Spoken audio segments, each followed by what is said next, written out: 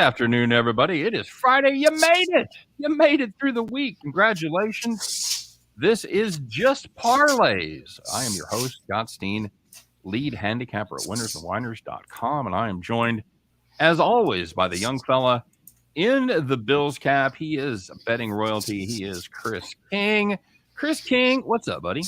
Good to see I'm the young guy. I guess when Richel's on, it's the infant. Well, we were going to call it. We started calling. I was going to see if I could call Richel the kid. And Tim Earl pops in and says, "I'm 22." And I said, "Well, Richel, you're done. You're done. You're no longer the kid. You've been demoted to the minors. Now you're just a middle-aged grinder like the rest of us." So very good. Hey, it's good to be here, man. Happy to have you guys aboard on this beautiful Friday, at least in mid-Missouri. Finally. At least in the middle of America, eastern Missouri or western Missouri, if I have to be specific. But yeah, it's 78 and sunny here. Chris, what do you got there in Carolina? It's about the same. I think it's in the mid 70s. Sunny right now. It rained most of yesterday, so that blew through. So now we're supposed to actually have some nice weather for the next few days, where it's not before you get to the oppressive 90+ degree weather that's coming.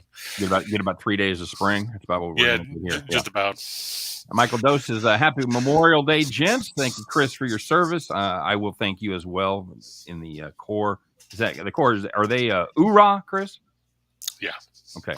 The one thing that I will take that I hate about that phrase though is there's no such thing as a happy Memorial Day, because fair enough. There's Happy Veterans Day, but yeah. I don't know what the adjective is that you should put in front of Memorial Day, but I always think that happy is not the right one. Good enough. Good advice. And I will try to watch it. I guarantee I'll say it at least 5 or 6 more times this weekend. So. Well, I'm not blaming anybody. I'm just saying from a personal perspective, it just seems like happy's not it doesn't really go together. Agreed. He's off to pick up his kid from the last day of school. Remember the excitement of the last day of school, Chris? Usually a half day. Yep. Maybe you had field day the day before. Field day, I don't know how it was when you were a kid, but when I was a kid, it was all athletic competition. We had tug of war, we did sprints, it was all athletics. It was fun. Now they get like fire trucks, and there's a ice cream vendor there, and nobody wins. I just wait for them to start handing out beer and stuff. What the fuck are you doing? So good to have everybody here. James S. in the house. Euler Foster, Lex Steele. Always good to see you. Lex Steele checking in. Craig Trapp.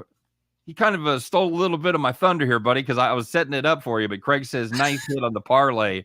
I'm going to go along with a big no shit on that. If you guys were watching the show yesterday, every day Chris lays out a couple of 2-teamers, a 4-teamer, and a thing he calls shot in the dark, where he puts 10 up there. And Chris, every once in a while, you got that blindfold on, the lights are off, you're moving around, you can't see the guy, you take that shot, and son of a bitch, it goes right between the eyes.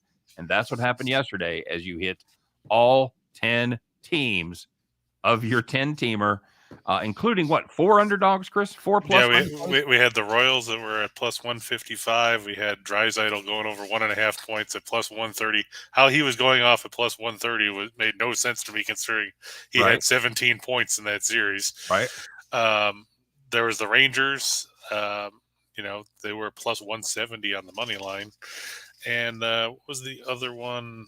I have to go look at the slide. It was. It was good. It was good. Yeah, that's what it was. It was the Tigers. The Tigers. There you go. So, when you say, well, you hit a 10-teamer, but you had like minus 300s, and no, none of that bullshit. And Chris, if you were $100 better, what would that have paid? $102,064.95 or something like that. That is just phenomenal. I've told this story before. When I was about 20, I hit a 10-teamer with a bunch of buddies of mine. I still fucking talk about it. You've hit 2 10-teamers in what? 2 months? 10 weeks? Something like that?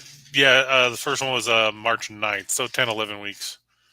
Yeah, there you go. Unbelievable day. I hope some of you guys, well, my fervent hope is that you were on all of them. But if you weren't, I hope you at least picked a few from the buffet, stacked them on your plate, and made some money. My fervent hope is if you did bet on all of them, you should send me some money, because that way, I'll feel better about it. Steven said Stevens wants to talk about my pick yesterday. It was, let's just say, not as good as your 10-teamer, my friend. We had Arizona. Scott and I had Arizona first, or team total over. I had them in the first 5. Both of those were laughably terrible bets as the Dodgers put up 6 in the first 2 innings. Arizona, Mitch White looked like every great Dodger pitcher from Sandy Koufax to Clayton Kershaw, just mowing them down for 4 innings. Dodger bullpen did their thing. Horrible bet.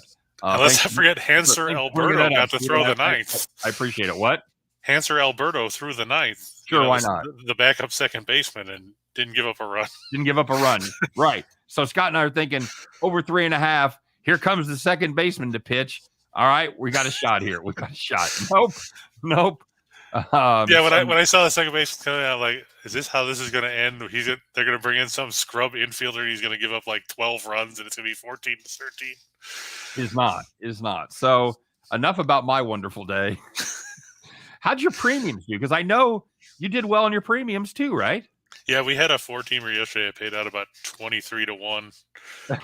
We had a 2-teamer that was better than 4-1. So all told, it panned out to almost $105,000 you could have won. If you'd have rolled that $100,000. Now just think, if you had taken that to our buddies at Caesars. Now, I want to make sure everybody realizes we're not saying this happens every day. It does not. Listen to the show. Chris can hit a 10-teamer every day, not even once a week, not even once a month. But man, when you hit $100,000 on $100, when you pay 1,000 to 1, that means basically you've paid for 3 years. If you're hitting one every 2.5 years, you're plus money.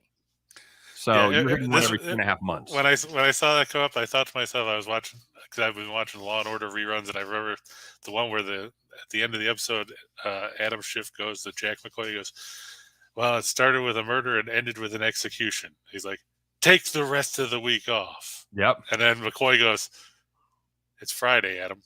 There you go. So it is. See you Monday. Brady says he hit a 4 and a 7-teamer. He's got a few 3-teamers, a 6 and a 10 going today. Good day there. Outstanding, Brady. Outstanding. James S says he's going to throw a 20 on it from here on out. I would. I'm going to. Very, very good. So, of course, we want to remind everybody out there, please like and subscribe. Smash that thumbs up. Hit the subscribe button to both of our channels, the Winners and Whiners YouTube channel. You guys do great at that. Dropping the ball a bit on the Max Wagers Network YouTube channel. Not going to lie. I don't want to put any pressure on you, but this would be a great time. It'd be a great day. You see those tweets all the time. This would be a great day for whatever. This would be a great day to get over there and smash that subscribe button. Make sure you ring the bell. Get notified every time we put up brand new content.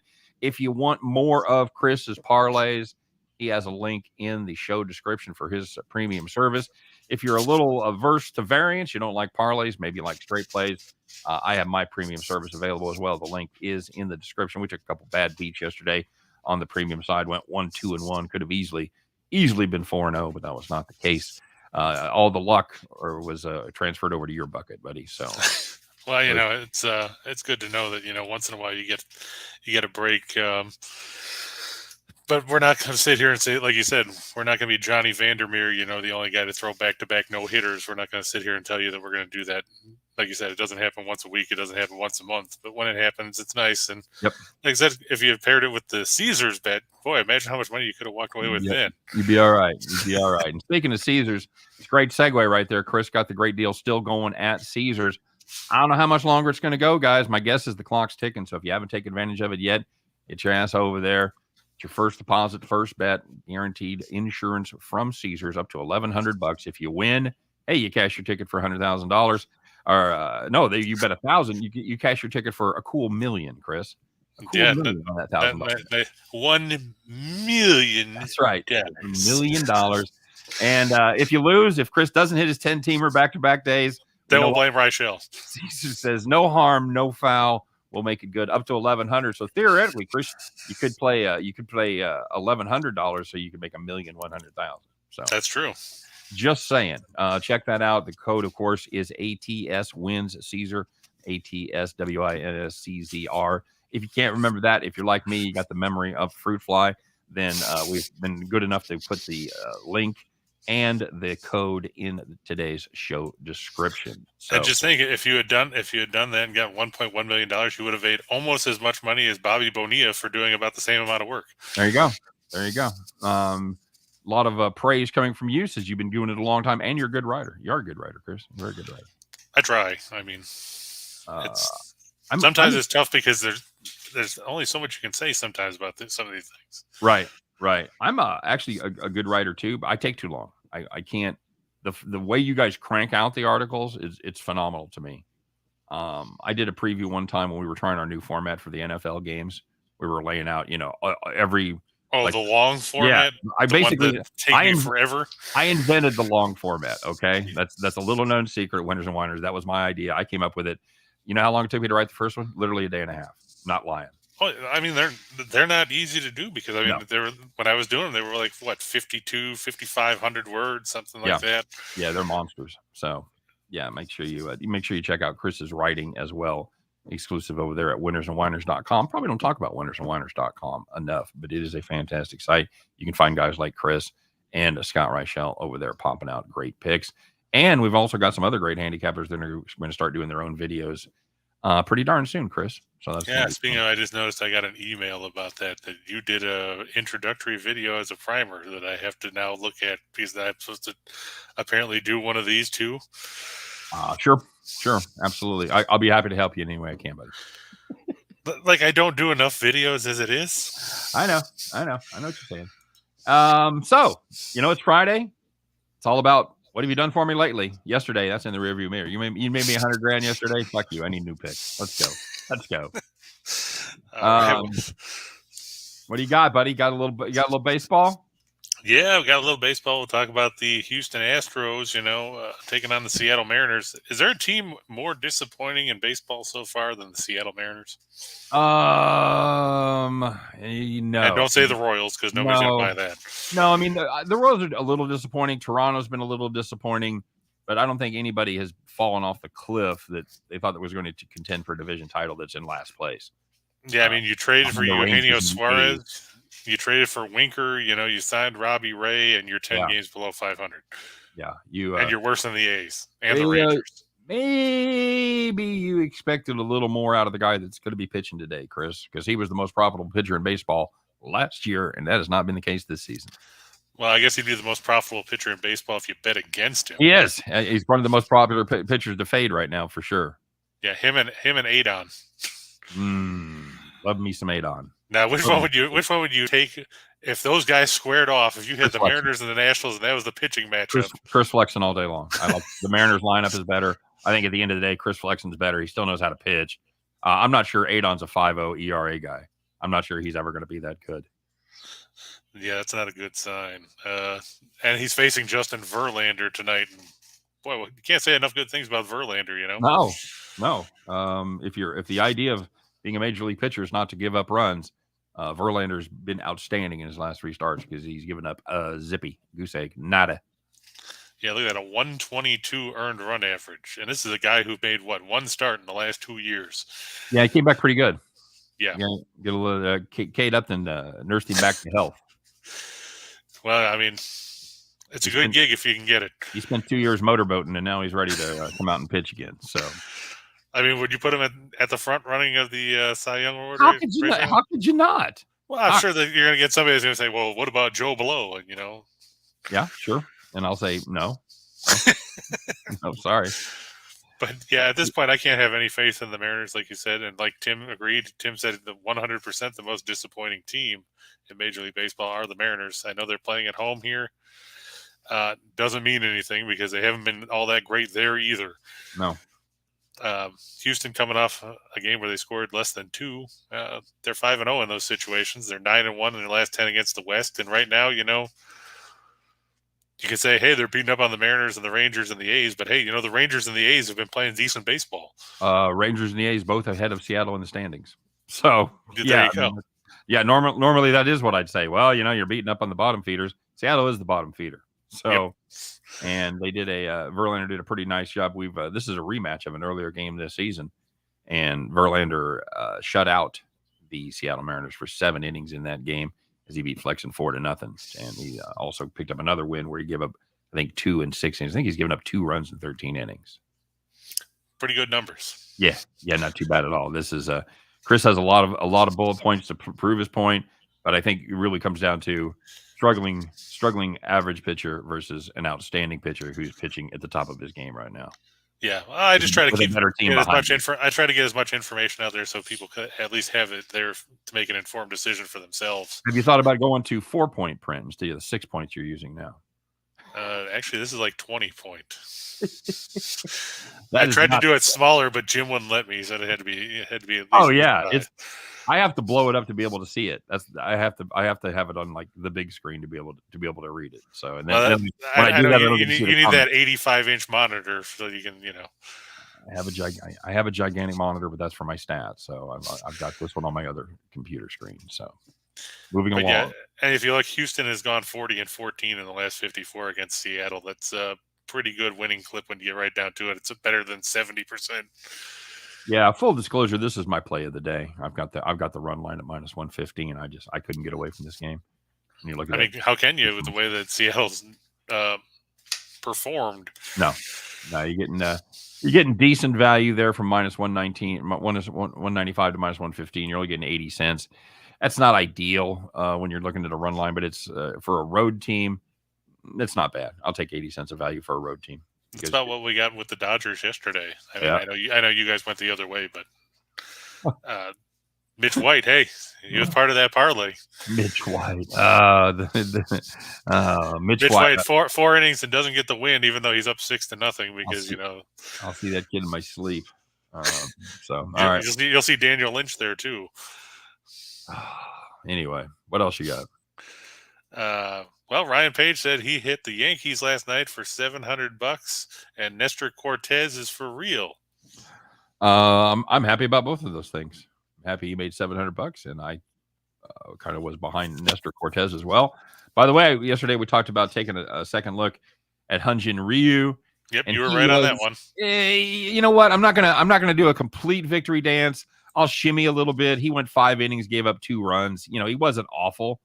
What is that? Somewhere in the what is that? 3.25 ERA. So he was 360. 360. That's right. So he was okay. He wasn't lights out, but he was good enough to keep him in the game and ultimately get the win out of it. So yeah, I think the Angels shot themselves in the foot a few times too because they'd have runners on and they'd bounce into a double play or they'd do something else that was stupid. Something else that was stupid Angels. But yeah, while that messed up the 2-teamer on the show, I'll trade off losing that game for sure. what we had paying out. So. 10-teamer. But in that game, like I was saying, the Angels were 1 for 8 with runners in scoring position. That's not going to get it done. Hey, before we go to the next game, you know what I didn't tell everybody to do? I didn't tell everybody to check out all the great content at the Max Wagers Network. Starting off at noon with Midday Money, Sean Higgs, 1 o'clock sees Allie Burns bringing everybody morning wood. You and I hitting 10-team parlays every fucking day here on the Parlay Show. 3 o'clock, of course, is Scott and I doing Back to the Window. 4 o'clock, Sean Miller, soccer. And 5 o'clock is Tim Earl, Nick Earl, and Detroit Lenny giving you your game time decision. And, of course, today is Friday, and that means something extra special. We're going to be doing our NASCAR show as your boy does triple header duty. I got to move to 3 different studios, Chris. That's a real pain in the ass. I mean, I could stop by for your guys' show too if you wanted. I mean, that's up to you. We're gonna have Allie's gonna be on. So then you don't need me to be on. And I got to tell you, we'd rather look at Allie than you, brother. That's fine. Especially we get 2 hours of you anyway. We're gonna be joined again by our it's our Ernie Hudson of the show. It's Rye Cape as he joins us once again to break down this week's race in Charlotte. The Coca-Cola 600. Chris, you say Coca-Cola or you say Coca-Cola? I say Coca-Cola myself, but that's probably just because I'm from up north. So yeah, I guarantee you most of your neighbors don't. You're right on that. Of course, down here they basically call everything Coke. It doesn't matter what it is. Correct. I used to do that when I was a kid. That was the thing when I was a kid. Everything was a Coke.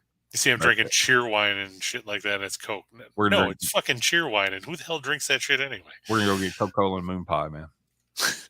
Yeah, it's like, what is it, McGee, Marty McGee, talking about how, he used to go get you a grape or a peach knee-high, a Reese cup, and some Topps baseball cards.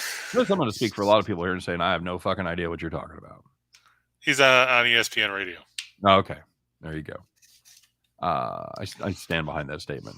Give me another baseball game. Let's go. How about the Padres and the Buccos? Marlowe's team there. Yeah. Next.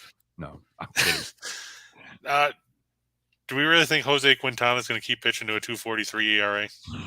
I don't know, man. We're talking about a garbage. He's basically the Eddie Harris of Major League Baseball now. I think I got one more in me, Skip. I got to put anything out I can find. I'm gonna let you take this one, buddy. I'm as full-throatedly behind that first pick as I was. I'm not gonna. I looked at the other side of this. I really did. Really, you looked at the Pirates? I thought about it for a second, and then I remembered it was the Pirates, and I slapped. Oh, okay. So there, all right. But the Padres have let me down. They have. So I'm just not sure about flying into the face of somebody with a 118 WHIP and a 240 ERA.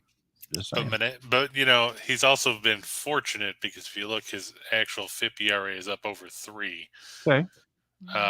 Manaea, he's been a little unfortunate when you look at his numbers because I think his FIP is somewhere in the 3s as well. Well, once again, it shows the value of FIP versus ERA, or ERA plus is another good one. With Manaea with virtually the same WHIP, with a 1.12 WHIP, actually a better WHIP than Quintana, has an ERA of 1.6 runs higher. Yeah, ERA plus has Manaea at 94. Yeah, which is still below average. And 100 is average. Quintana's is 170. 170? Yeah. Okay. That's his ERA plus. Okay. Well, I think you've made my point. But go ahead, tell us why we should bet the Padres. You look, Pittsburgh third worst in the runs per game. They're fourth worst on the road. They average 2.94 runs per contest as the visiting team. By the way, I want to interrupt because if you're on the fence, if you're like, well, you know what, the one dude says he likes the Padres, and the other dude says, you know what, I'm kind of worried about Pittsburgh. You should remember which one hit a 10-teamer yesterday. That's all I'm saying. If you need a tiebreaker, that's not a bad one. All right, go ahead, buddy. And the other thing about this game, when you get right down to it, I know like I said, San Diego has had their struggles offensively, but they hit left-handed pitching a lot better than they hit right-handed pitching. Okay. They hit 242 against lefties compared to 221 against right-handed arms. And they average 5.25 runs per 9 innings against left-handed pitching compared to 398 against righties. Meanwhile, the Pirates, while they do hit better against lefties, it's 228 against 221. Okay. So I think Pittsburgh's going to struggle going into Petco Park. They've struggled if you look, they're 0-8 in their last 8 after an off day. And they don't play well against San Diego. They've lost 5 of the last 7 meetings. The Padres 5-0 in their last 5 when their opponent gives up 5 in their last game. And they're 4-0 in their last 4 series openers. I just think that this one is going to lean towards San Diego. I just like Manaea more than Quintana. I mean, like I said, Quintana had won no games since 2019, and before he won 1 this year. Pass.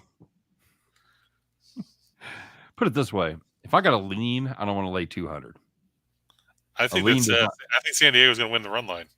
Yeah, I know you do. Okay. All right. Well, that's what makes the show fun. Yes, it does. I'll take Pittsburgh plus 170. What else? Well, now we got some hockey. Hacky. And you know where we are, right? Seems like these series have been just played forever. It's got to be Avalanche, right? Yep. We're going to the Gateway City. Everybody's favorite place. Kill me now. Where you can get Emo's thin crust pizza if you want to eat something that's like eating a saltine cracker with sauce on it. Definitely kill me before we go to Emo's. I had Emo's once when I lived out there, and I said, what the hell is this? My wife loves that shit. And then I proceeded to throw it away. Loves the Emo's, man. The Provel cheese and whatnot. No. I don't know why. That stuff is terrible. You and me, buddy. You and me. There is great Italian food in St. Louis. There is great pizza in St. Louis. Emo's ain't it. Yeah, I went to literally anywhere else on the hill. Yeah, I went to Pointers up there. They got one of those gargantuan pizzas that's like 2.5 feet wide. Right. I got one of those. One sitting. Yeah, well, not one sitting. I didn't have Joey Chestnut sitting next to me, so. But I mean, they had good pizza. Well, you have to go there in the winter because you don't have a refrigerator you could put it in. You got to keep it in your car when it's 30 degrees, man. Well, that or you just put it in a bunch of Ziploc bags. I guess. I mean, you'd have to cut it up and shit, right? Oh no, that's already cut. They cut it into squares. Oh, that's right. That's right. I didn't know they did it with the gigantic one too. Yeah, did you ever see the screen that those things go on? Good Lord. No. Makes a monster truck. I'm fat enough eating large pizzas. I don't need extra large tabletop size, man. I'm good. But I'm going for extra credit here. The Avalanche lead the series 3-2. St. Louis did extend this series by winning 5-4 in overtime because Colorado, I guess, decided they only played 2 periods. Maybe they wanted to go to Emos again. They thought they were playing college basketball where the game was just 2 halves, and then they forgot, oh shit, it's hockey. There's a third thing, and they didn't show up for that third thing at all. No, I mean then McKinnon gave them the lead again, and then they proceeded to blow it. Yeah, and then lost in overtime. Not good, not good, Bob. But yeah, they wanted to make it back for a little emos, and hopefully they'll eat after the game. Hopefully they'll eat after the game. Yeah, Ville Husso still lousy numbers. 378 goals against, 884 save percentage. What's he trying to do? Battle Jacob Markstrom for the worst goaltending in the playoffs? That was some bad goaltending in that game yesterday. Holy mackerel. Yeah, I can't put faith in St. Louis here. I mean, I know they won. They rallied in Game 5. Yeah, I don't think they're going to do it again. What about going on the road though, Chris? What about the Avalanche having to go to St. Louis? Look at the bottom line. I know. I'm trying to set you up here, buddy. Yeah, the Avs have won the last 5 meetings in St. Louis, and as the song by rehearsal, as the song by Motley Crue goes, Scott, don't go away mad. Just go away. Yeah, absolutely true. That's basically where St. Louis is. I mean, we said last night, in the case of the Mavericks, dream another dream. This dream is over. And it was. You're gonna play that here too. You're gonna lay the puck line. You feel good. That is a hell of a lot of value, buddy. Yeah, I'm gonna lay the puck line. I think this time Colorado's gonna realize, oh shit, there's 3 periods, and we won't have a meltdown like we did in Game 5. How much value are we getting on that puck line there, bud? Do that math for me, would you? Plus 145. Yeah, from 170. We're getting that's $1.15. That's what I'm saying. That's what? Yeah, $1.15. $1.15. Yeah, because it's minus 170 to plus 145. 70 plus 45 is 115. Well, but you're going the other way. But yeah, okay, yeah, you're getting 150. You're right. I was looking at something else there. Yeah, correct. 115. So that's a fair amount of value. Yeah, I thought you were talking about that you wanted to try and punch it in. Like, what would you get it if you ran it through a parlay? I'd have to, find the other legs to plug it in. No, by the way, we talked about that before the show. That's one of the things you're going to maybe start doing next week is start doing that putting in some of the potential payoffs so you guys can make decisions whether you want to play the spread line or we're going to play the money line, whichever it is. So, do you want to put it in just straight, money lines and then straight run lines and puck lines? And what about mixing them up? Dude, you're talking about infinity. I mean, you're talking about an infinite number of choices. I think but that's what I mean, because some people might want to just take, they might take from column A and column B.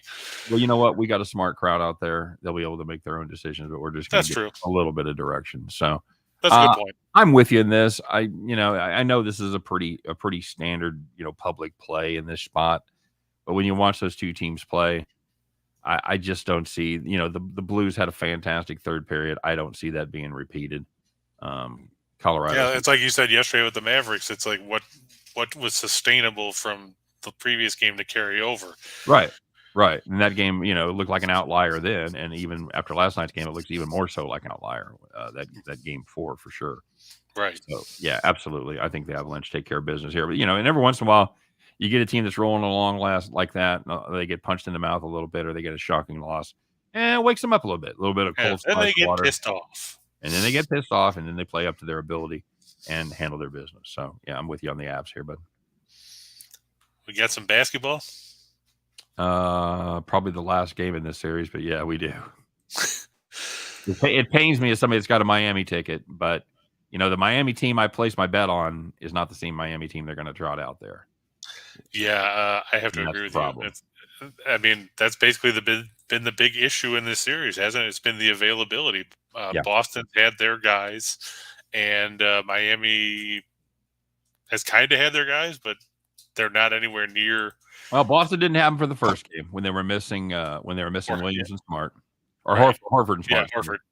And they've had them since then. Meanwhile, Miami just, once again, it's the Black Knight reference from Monty Python. They just keep, losing an arm about every game. It'll be hero. Just a scratch. It's just a scratch. But and these guys, God bless them. They're out there. They're going to give it a shot, but they're out there at 60%, 70%, and we were talking about some of the percentages the various guys from Miami were playing at, and it ain't very much. If you're playing like Call of Duty or something, your life force or whatever that is, it tells you how much life you got left. It's running on red. It's running on red. You better find a reload pretty quick. And there's no reloads at the Garden, buddy. That's right. It's over. And I was looking at some numbers. Butler's been to the free throw line twice in the last couple games. Max Struss is 0 for 16 in the last 2 games. Well, and he's and Max is still on the injury list. He's still questionable for this game tonight. Right, and Hero's questionable. Right. I mean, the fact that they didn't put Hero out there in Game 5 means that this might be a more serious injury than what they were originally thinking. Right. Well, and and then we talked about Lowry, and Lowry looks like just a shell of what he's capable of. Yeah. That's probably being generous. Strus has been updated to probable. So. Oh, he has? Okay. Because the league injury report that just came out still said questionable. That came out 3 minutes ago. Congratulations. Your 5th best player is probable. So great news, everybody. Hooray! Yeah. I mean, look how bad it was. I mean, Duncan Robinson actually got playing time. I know. And I mean, he got a lot of playing time compared to what he's been doing. I mean, he played almost 28 minutes. If you see Duncan Robinson in the rotation, you should take live Boston over. I'm not even kidding. Because I mean, look at the last 2 games. I mean, of course, game 4 was a blowout, and he played 23 minutes. But he played 27, almost 28 minutes in the last game, compared to in the first game he played no minutes, and then he played 14 minutes because they got blown out again, and then he played 4 minutes. Yeah. I'm looking here. The Celtics, I think the defense is very important, how good a defense they've been playing. Now, Miami offensively challenged under the best of circumstances, but the Celtics have just given them absolutely nothing. 20.8.1 ATS their last 29. That's pretty solid indeed. And the Heat play well as favorites, not well as underdogs. As you pointed out, they're 2-7 ATS in their last 9 as underdoggies in the playoffs. So now, do you think that this line is high? Do you think it's where it should be? I mean, I think both of those things are true. I think it's high, and I think it's where it should be. I mean, it's a substantial line. 8.5 in a playoff game. That's a high line. But I think they get there. I think this is a double-digit win for the Boston Celtics. Chris, I'll tell you what. I know we've got people that are wondering about this. I'm anxious to get your take on the total, because this total is minuscule. You don't see 201.5 or 201 flat, depending on where you get it. I'm so tempted, just on general principles, to play the over, but you're looking at a Miami team that's put up 162 points in their last 2 games. Is there anything on the horizon that would tell me that's not going to happen again? I'm actually thinking that this one's going to end up over. Like you said, if Boston blows this game open, Miami could limp to 85 or 90 points and still push this over the number. I just think that, Miami's out of luck. Scott Foster's not reffing. Tough break for them.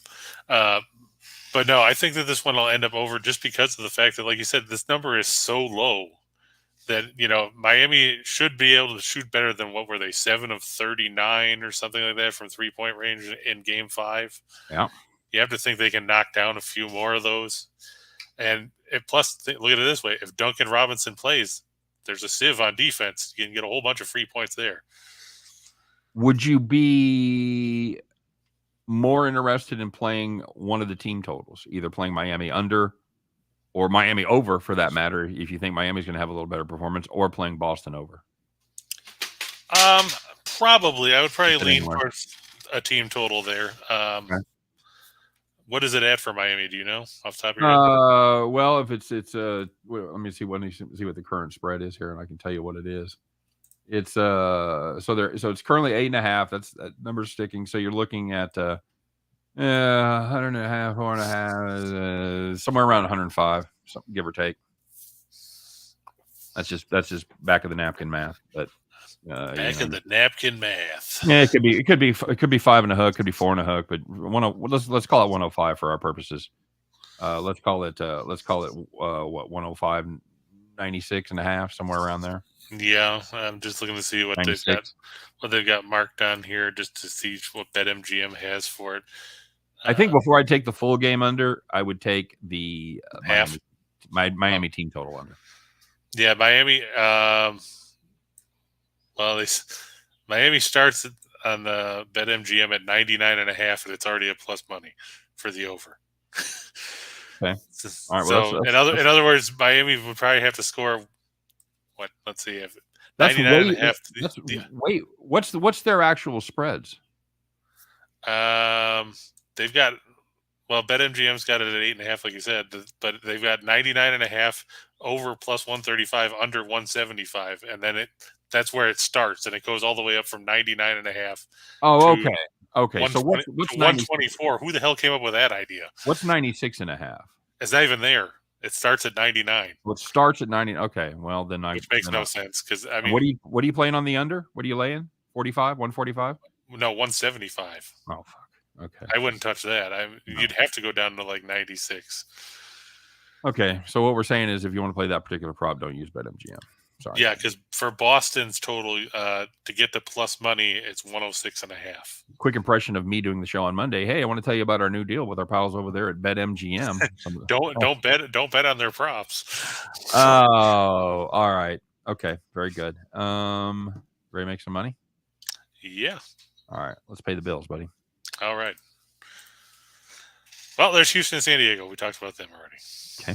All right. And we've got the Celtics. Like you said, I think this is going to be a double-digit game. I just don't think that the Heat have enough in the tank to keep up with Boston. Even if Boston shoots poorly, they've clamped down on a bunch of it's basically a one-legged man in an ass-kicking contest right now if you're the Heat.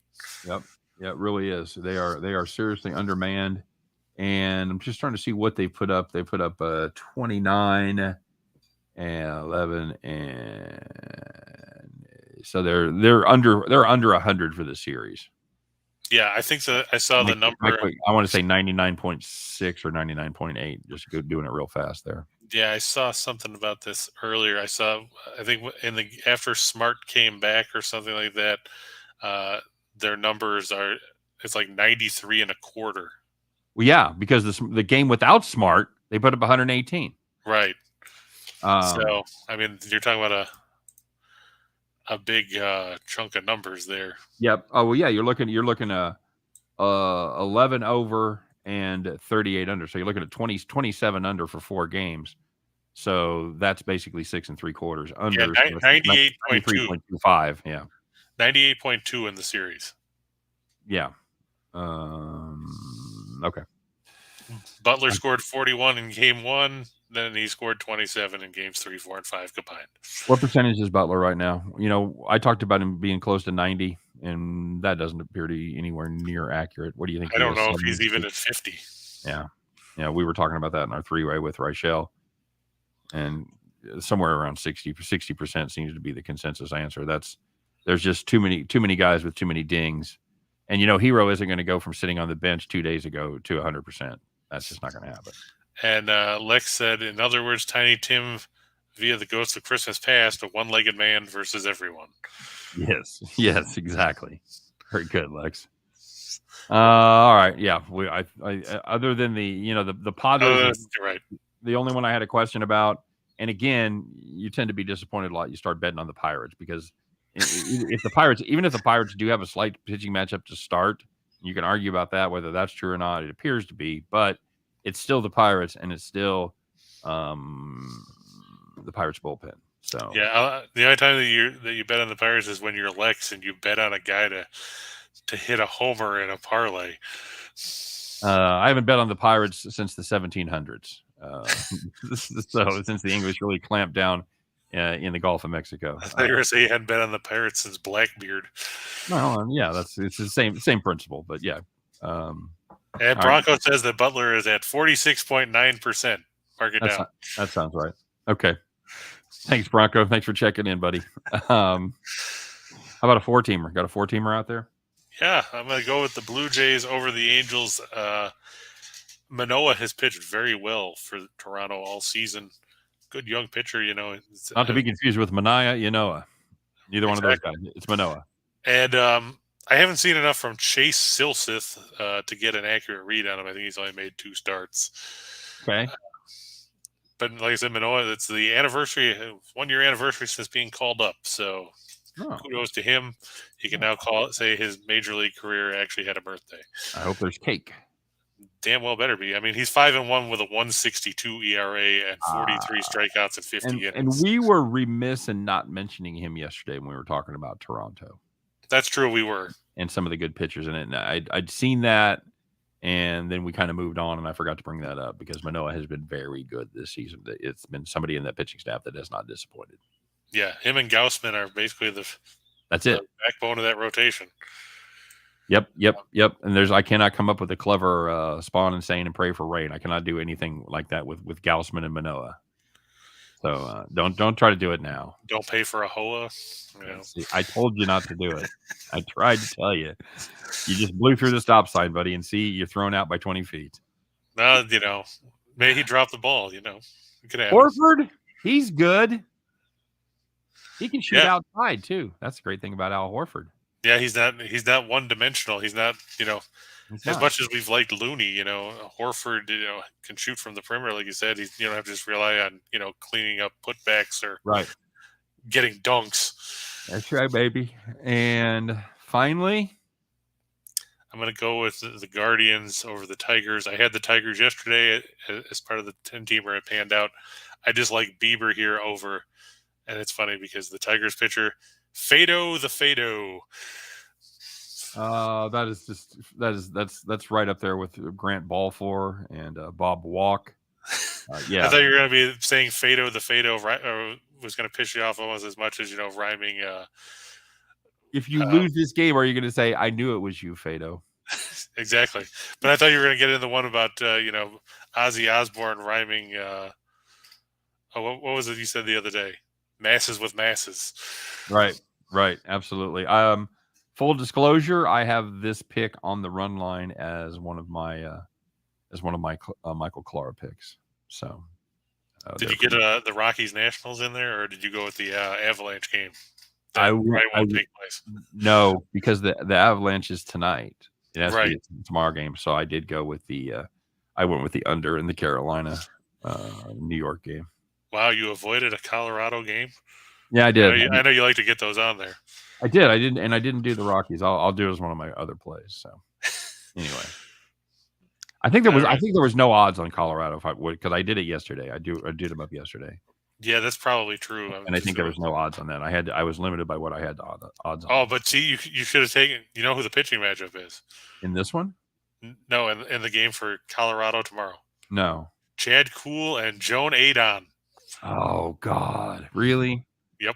I could have had a rare chance to pick Colorado. That'd have been great. Fade Adon. Fade on Adon. Fado. Fade on Adon. There you go.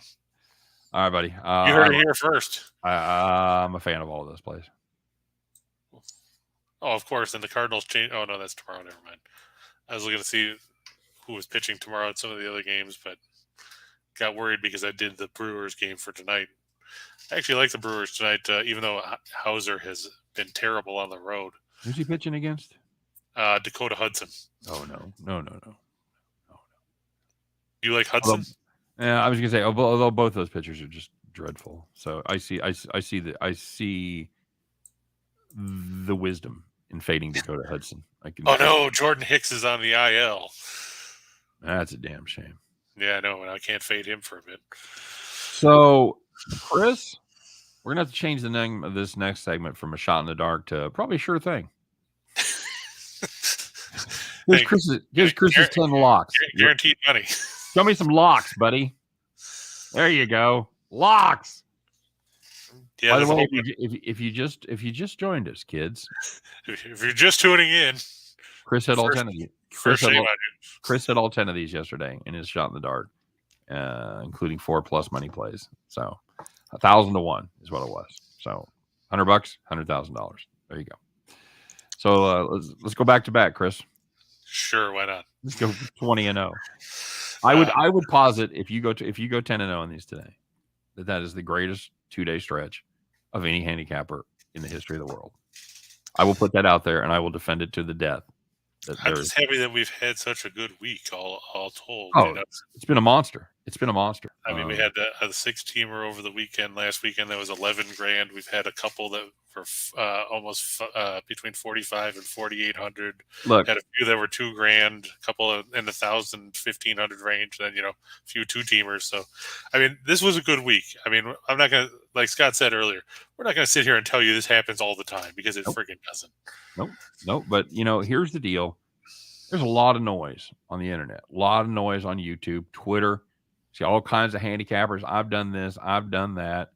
And I know it's hard to distinguish. I get it. But you have a guy in this cat right here that's been handicapping sports for, 25 years. 173 years, Yeah, that's what I'm saying. War. And most importantly, those plays are out here to be reviewed by everybody at any time. You could go right now after this show, go back to yesterday's show, look at the 50-18 mark on the video, and see if we're full of shit. So that's all I'm saying.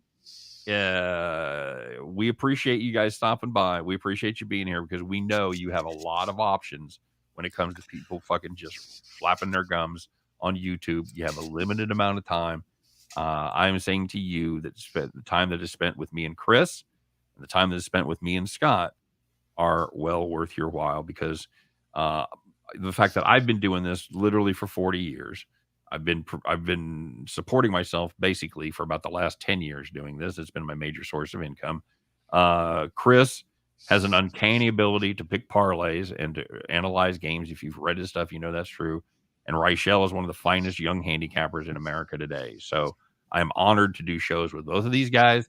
And if you're not tuning in regularly, you should. If you got friends you think it would benefit, you should tell them because this is about no bullshit right here. Okay.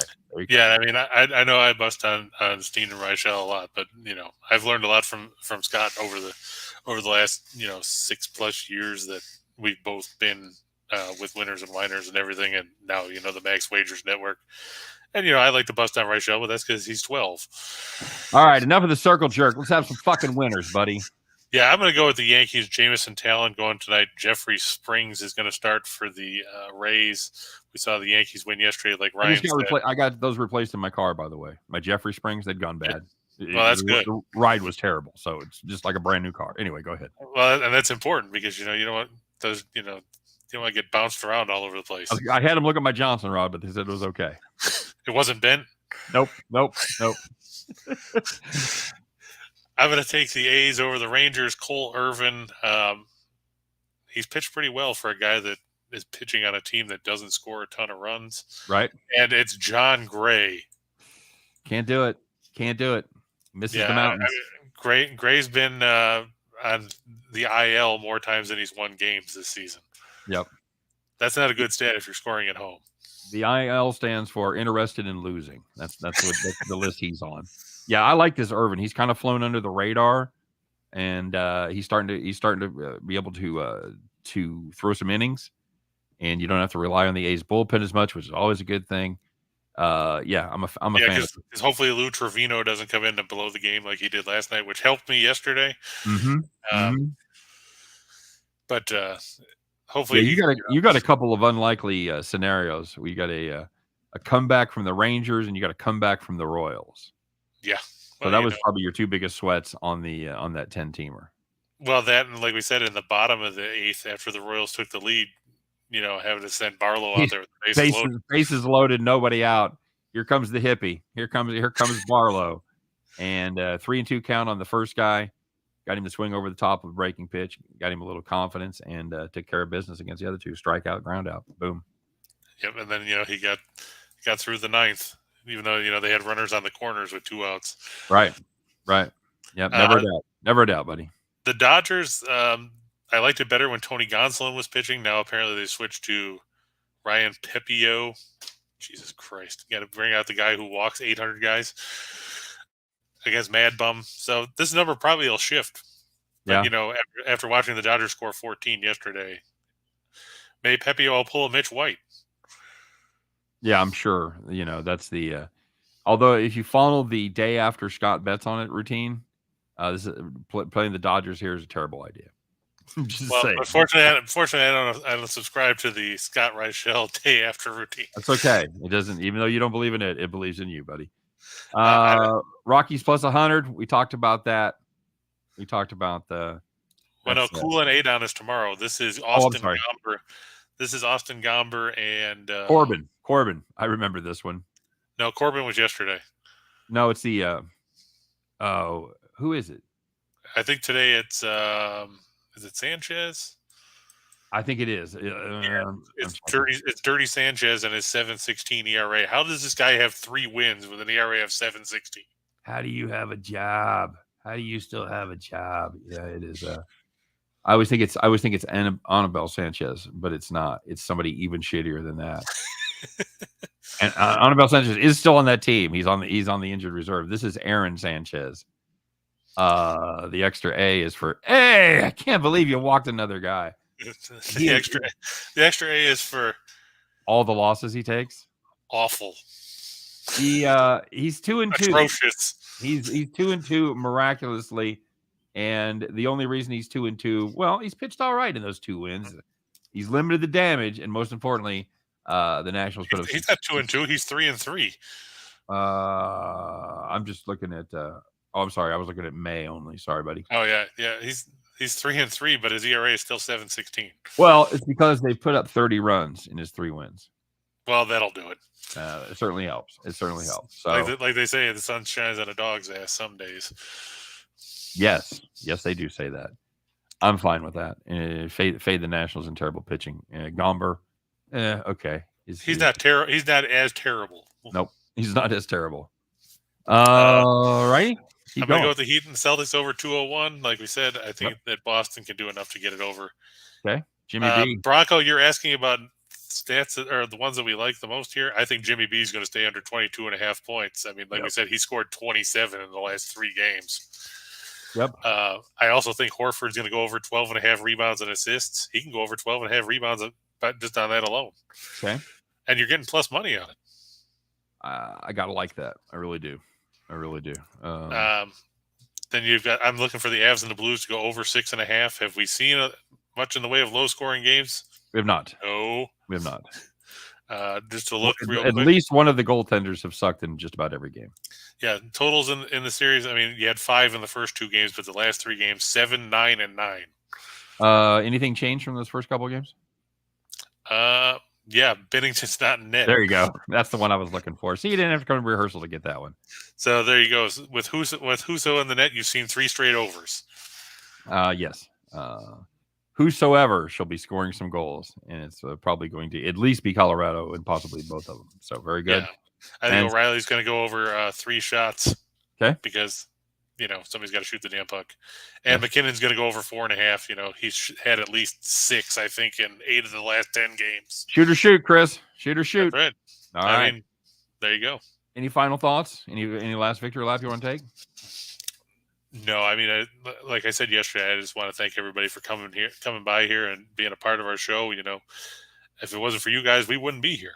There you go. Otherwise, we'd just be 2 dudes talking on the phone. That'd be boring. So, yeah, we appreciate you guys. Not that we haven't done that before, but, We haven't done that before. So, again, I want to thank Chris for his service. I want to thank all of our service members out there. and their families, especially those that have had family members pay the ultimate price. We are thinking about you. Chris brought up a very good point about the happy Memorial Day. So I will just say, I hope you have a good Memorial Day weekend. Have a safe one. Have a safe one. Hope you get to spend it with some family. Have some fun, make some memories, and of course, stay safe, everybody. So, for me, for Chris, for the whole gang over here at Max Wagers Network and Whiners and Whiners, we appreciate you listening. Appreciate you watching. Don't forget, we are available in podcast form as well. If you're on the go, you want to check us out in the car. Maybe you're just tired of seeing our mugs. I don't blame you. You can get us at all your favorite podcast locations. You can download it there. All right. You can just tape a piece of paper over the monitor so you don't have to see us. You could do old school, like bring out the cassette in your boombox and you could just tape it. Yeah. All right, very good. Hey, you guys have a great day. Stay tuned. I'm moving over to Studio B, and I'll be back with my pal Scott Reichel. Chris will be back in an hour. We'll be talking NASCAR, but if you can't make any of that, make sure you can come back by and see us on Monday, as Chris and I will be talking about everything under the sun, but especially we'll be talking about Just parlays. Just parlays, baby. We'll see you then.